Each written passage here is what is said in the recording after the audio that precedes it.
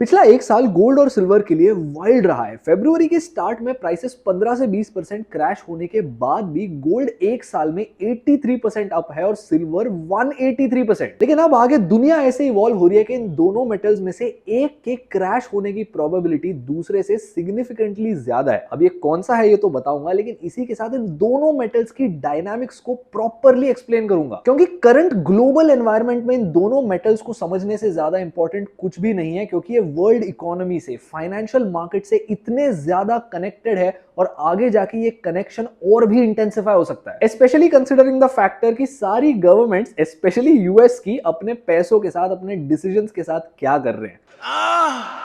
मैं Aditya Iyengar CFA as always आपके लिए एक in depth data backed analysis लाया हूं गोल्ड और सिल्वर की, ताकि आप इन प्राइस ट्रेंड्स के बारे में और अच्छे से समझ सकें। पिछले 2-3 सालों में ये मेटल्स इतने क्यों भागे हैं, क्या ये परमानेंट है या फिर एक बबल, एंड मोस्ट इंपॉर्टेंटली आने वाले सालों में हम क्या एक्सपेक्ट कर सकते हैं। अब हमेशा की तरह ये सारी एनालिसिस में डेटा की मदद से, सारे सोर्सेस आपके सामने रख के करूंगा, और इस वीडियो के अंत तक आपको ये भी समझ आ जाएगा कि किस सिचुएशन में कौन सा मेटल बेटर होता है। कीप इन माइंड ये वीडियो हमेशा से थोड़ा ज्यादा हैवी होने वाला है, क्योंकि जो भी आज हम सीखेंगे वो ग्लोबल इकोनॉमी से इंटरकनेक्टेड है। तो अगर आप ध्यान नहीं दोगे कंफ्यूज हो जाओगे, इसीलिए फोकस करके वीडियो एंड तक देखना। और इस यूट्यूब चैनल पर हम स्टॉक टिप्स, टेलीग्राम चैनल जैसे शेडी धंधे नहीं करते। ये हाई क्वालिटी कंटेंट आपके लिए हमेशा फ्री रहेगा। अगर आप इसी ट्रांसपेरेंसी को वैल्यू करते हो तो सब्सक्राइब कर लो। स्टार्ट करते हैं। पहले गोल्ड की तरफ देखते हैं। अगर आप देखोगे गोल्ड प्राइसेस इतने ज्यादा क्यों बढ़ रहे हैं, तो एक रीजन आपको हमेशा हेडलाइंस में नजर आएगा कि यूएस में इंटरेस्ट रेट्स कम होने की वजह से गोल्ड की प्राइस बढ़ रही है। पहले इस रिलेशनशिप को समझना, लेकिन ध्यान रहे ये सेकेंडरी रीजन है। देखो, ग्लोबली गोल्ड की ट्रेड यूएस डॉलर्स में होती है, और जब भी यूएस में इंटरेस्ट रेट्स बढ़ते हैं तो सारे इन्वेस्टर्स कहते हैं कि चलो यूएस में बॉन्ड्स में अपने पैसे रखें ताकि हमको ज्यादा इंटरेस्ट मिल सके।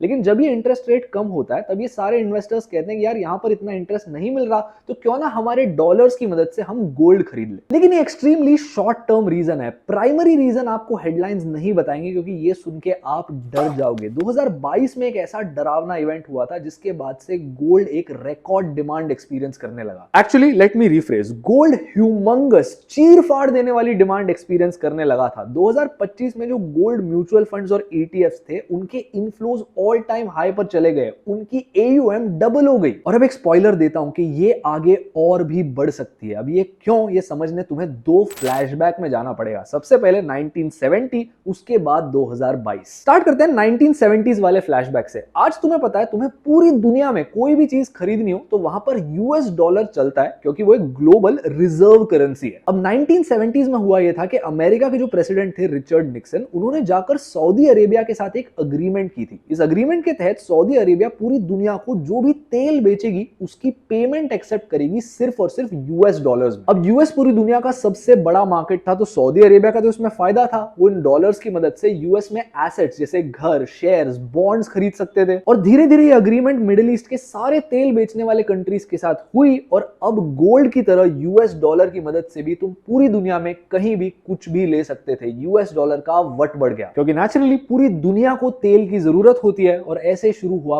Petro dollar regime. अब तुम चले जाओ 2022 में, जब रशिया और यूक्रेन का लफड़ा एकदम जोरदार चल रहा था। इस टाइम पर यूएस ने एक न्यूक्लियर बॉम्ब डेटोनेट किया, फिजिकल वाला नहीं, फाइनेंशियल वाला। और तुम्हें तो पता है कि जब भी एक न्यूक्लियर बॉम्ब फटता है तो उसका इफेक्ट पूरी दुनिया पर आता है। अब यूएस यूक्रेन को सपोर्ट कर रही थी, और उन्होंने रशिया के सेंट्रल बैंक के $300 बिलियन जो यूएस डॉलर डिनोमिनेटेड एसेट्स थे, यानी इनके पास जो पैसे थे, इसको फ्रीज कर दिया। और यहां से शुरुआत हुई डॉलर के डिक्लाइन की और गोल्ड के राइज की। अब तुम सोचोगे इसमें बड़ी बात क्या है। सोच के देखो, तुम्हारा बैंक मैनेजर है, तुम्हारी उस बैंक मैनेजर के साथ बिल्कुल नहीं बनती, और इसी के वजह से वो तुम्हारे यूपीआई ट्रांजैक्शंस फ्रीज कर देता है, तुम्हें अपने अकाउंट के पैसे ही एक्सेस करने नहीं देता। ऐसा नहीं चलता ना। मान लो ये हाइपोथेटिकल नहीं बल्कि रियल में होता है, इंडिया के किसी एक बैंक में। इससे क्या होगा, इंडियंस बैंकिंग सिस्टम में सारा ट्रस्ट खो देंगे, वो चुपचाप कैश और फिजिकल एसेट्स पर आ जाएंगे। बैंकिंग सिस्टम चलता ही है ट्रस्ट की मदद से, और जब यूएस ने रशिया के साथ ये एक चीज की, तब पूरी दुनिया को एक स्ट्रॉन्ग मैसेज गया कि अगर यूएस को तुम्हारी एक्शंस नहीं पसंद तो तुम्हारे डॉलर्स यूजलेस है। और इसीलिए ग्लोबली सारी सेंट्रल बैंक्स डरने लगी और गोल्ड रिजर्व्स होल्ड करने लगी, क्योंकि उन्हें लगा कि अगर आज ये रशिया के साथ हो रहा है तो कल हमारे साथ भी हो सकता है। इसीलिए अब यूएस डॉलर से ज्यादा अट्रैक्टिव हमें गोल्ड लग रहा है। On top of that US में इंटरेस्ट रेट्स भी घट रहे थे, जिसकी वजह से गोल्ड की डिमांड स्काई रॉकेट कर गई। अब देखो, गोल्ड का ये ट्रेंड रिलेटिवली लॉन्ग टर्म है, ऐसा मैं इसलिए कह रहा हूं क्योंकि मैं कोई ज्योतिष नहीं हूं, लेकिन जब तक यूएस डॉलर में वो ट्रस्ट वापस नहीं आ जाता, जो कैसा आएगा, यूएस एक बड़ी कमिटमेंट देगा जो कहती है कि अगर तुम्हारे और हमारे में डिफरेंस आ भी गई तो भी तुम्हारे जो भी यूएस डॉलर डिनोमिनेटेड एसेट्स है तुम उन्हें फ्रीली यूज कर पाओगे, हम उन्हें फ्रीज नहीं करेंगे। जब तक ऐसा नहीं होता, आई हेट टू से दिस, हम एक नए वर्ल्ड में चले गए हैं जहां पर गोल्ड की value as a commodity, as a currency kind of वापस आ गई है। और सारी सेंट्रल बैंक, सारे बड़े इन्वेस्टर्स, आपके और मेरे जैसे लोग नहीं, ऐसे लोग जिनके पास ट्रिलियंस ऑफ डॉलर्स है, वो अब यूएस डॉलर रिजर्व से गोल्ड की तरफ जा रहे हैं। तो जो भी प्राइस डिक्लाइन हम आज देख रहे हैं, ये सिर्फ और सिर्फ एक पुल बैक है। और ऐसा मुझे नहीं, बड़ी ग्लोबल बैंक्स जैसे जेपी मॉर्गन और यूबीएस को लगता है, जिनका कहना है कि by the end of 2026 gold की प्राइस 22,000 रुपए पर ग्राम भी जा सकती है। इन्होंने तो अपने रिपोर्ट में ये भी कहा है कि शायद हम एक ऐसे रेजिम में जा रहे हैं जहां पर रियल एसेट्स पेपर एसेट्स को आउट परफॉर्म कर सकते हैं। माइंड यू, ये रिकमेंडेशन नहीं है, इन बैंक्स का ओपिनियन है। और अब आते हैं सबसे इंटरेस्टिंग स्टोरी पर, जो है सिल्वर। इस सेम रिपोर्ट में रॉयटर्स ने कहा कि हमें लगता है कि गोल्ड और सिल्वर की परफॉर्मेंस का जो रेशियो है, उनमें जो अंतर है, ये आने वाले सालों में और भी ज्यादा हो सकता है और गोल्ड सिल्वर को आउट परफॉर्म कर देगा। ऐसा क्यों? ये समझने तुम्हें फिर एक बार थोड़ी हिस्ट्री देखनी पड़ेगी। पता है, बुल मार्केट की कहावत है कि बुल मार्केट जितना लंबा होता है, लोगों की मेमोरी उतनी ही छोटी होने लगती है। अब ये हिस्ट्री तुम्हें समझाता हूं, लेकिन अब तक अगर तुम्हें कोई भी वैल्यू मिली हो तो प्लीज चैनल को सब्सक्राइब कर लेना, ताकि हमारी भी मोटिवेशन बनी रहे और हम ऐसा कंटेंट लाते रह सके। गोल्ड और सिल्वर दोनों ही प्रेशियस मेटल्स है, लेकिन सिल्वर को एज अ सेफ्टी नेट नहीं देखा जाता। शायद इंडियन सोसाइटी में हम थोड़ा बहुत देखते हैं, लेकिन ग्लोबली पिक्चर बहुत अलग है। गोल्ड जो है वो सिल्वर से अप्रोक्सीमेटली 19 गुना ज्यादा रेयर होता है अर्थ के सरफेस पे, प्लस हम हिस्टोरिकली इसको एज अ करेंसी भी यूज करते आए हैं। अगर ऐसा है तो फिर सिल्वर आउट परफॉर्म कैसे कर रहा है, ये समझने के लिए आपको डीप डाइव करनी पड़ती है। चैट जीपीटी से पूछ के जवाब नहीं मिलता।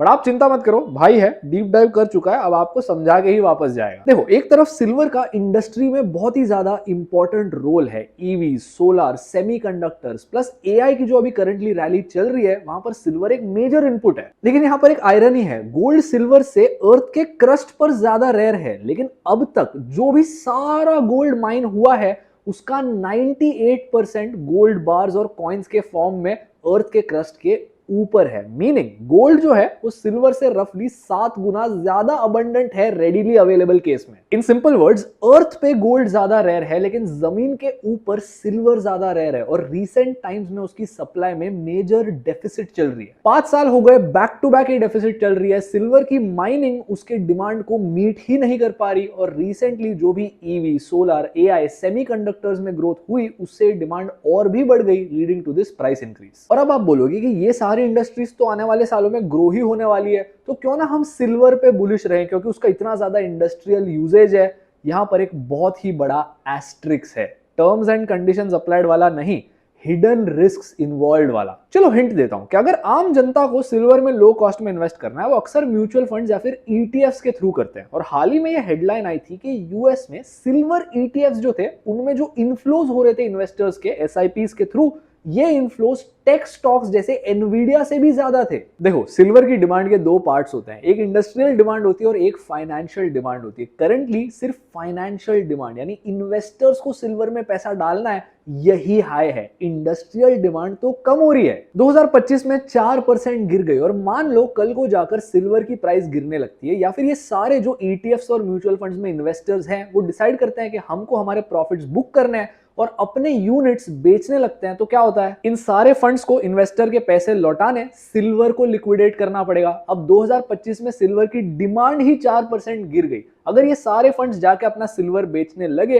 तो तुरंत इंडस्ट्री उसे खरीद लेगी। ये भी जरूरी नहीं है ना, क्योंकि इंडस्ट्री में भी सिल्वर खरीदना सब्जी खरीदने की तरह नहीं होता। काफी सारे परचेसेस प्री प्लान्ड होते हैं, लॉन्ग टर्म कॉन्ट्रैक्ट्स होते हैं, और स्पेशली केओटिक सिचुएशंस में तो इंडस्ट्री वेट एंड वॉच करती है। तो करंटली जो सारे इन्वेस्टर्स इन इंडस्ट्रीज से उम्मीद लगा के बैठे हैं कि ईवी में ग्रोथ है, एआई में ग्रोथ है, सिल्वर भी बढ़ेगा, ये जरूरी नहीं है। ज्यादातर जो डिमांड है वो फाइनेंशियली आ रही है, ना कि इंडस्ट्रियली। और अगर ये काफी नहीं था तो रॉयटर्स ने ये भी रिपोर्ट किया कि जहां पर सारे सेंट्रल बैंक सेफ्टी नेट की तरह गोल्ड को डिप्स पे खरीद रहे हैं, वो सिल्वर के साथ सेम चीज नहीं कर रहे। And to make things worse, Indian government से एक्सपेक्टेशंस है कि वो सिल्वर और गोल्ड में ड्यूटीज को बढ़ा सकते हैं, क्योंकि इंडिया इन दोनों मेटल्स को मेजरली इंपोर्ट करती है। सिल्वर के केस में तो अपने पूरे डिमांड का 80% इंपोर्ट होता है। अब अगर ये इंपोर्ट्स चलते रहे तो फॉरेन करेंसीज जिनके मदद से इंपोर्ट किए जाते हैं उनकी डिमांड बढ़ेगी, और अगर उनकी डिमांड बढ़ रही है तो रुपए को क्या होगा, वो गिरेगा। और इसीलिए गवर्नमेंट कंसिडर कर रही है कि ड्यूटीज बढ़ा देते हैं ताकि इंपोर्ट्स डिस्करेज हो जाए। एंड क्योंकि इंडिया दुनिया का सबसे बड़ा सिल्वर मार्केट है और सिल्वर को गोल्ड की तरह एज अ सेफ्टी नेट नहीं देखा जाता, इन ड्यूटीज की वजह से सिल्वर पर इंपैक्ट गोल्ड से सिग्निफिकेंटली ज्यादा हो सकता है। एंड ये भी मैं आपको हवे में नहीं बोल रहा, इसका मैं आपको प्रूफ देता हूं। Silver is actually way more unstable than gold. Gold का जो पूरा ग्लोबल मार्केट है वो सिल्वर से सिग्निफिकेंटली